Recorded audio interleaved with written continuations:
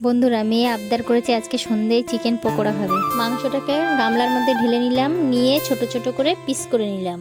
মাংস কাটা হয়ে গেল। এবার মাংসটাকে পরিষ্কার জলে ধুয়ে জল ঝরিয়ে নেব। মাংসের মধ্যে দিয়ে দিলাম 1 চামচ রসুন বাটা, 1 চামচ আদা বাটা, পেঁয়াজ বাটা, একটু বাটার, 1 চামচ লঙ্কার গুঁড়ো, 1 চামচ হলুদের গুঁড়ো, আর একটু গোলমরিচের গুঁড়ো, বেসন 1 চামচ, আর 2 চামচ কর্নফ্লাওয়ার, আর পরিমাণ মতন লবণ, আর একটা ডিম ভেঙে দেব।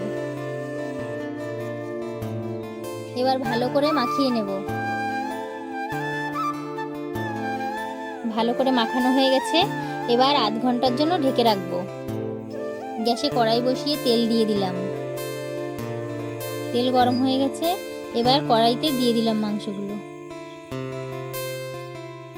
লাল লাল করে ভেজে নিলাম।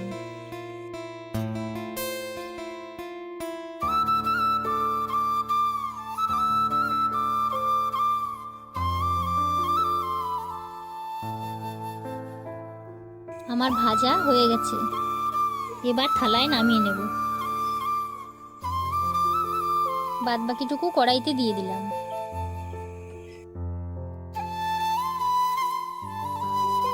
আমার ভাজা হয়ে গেছে। এবার প্লেটে সুন্দর করে সাজিয়ে দেব।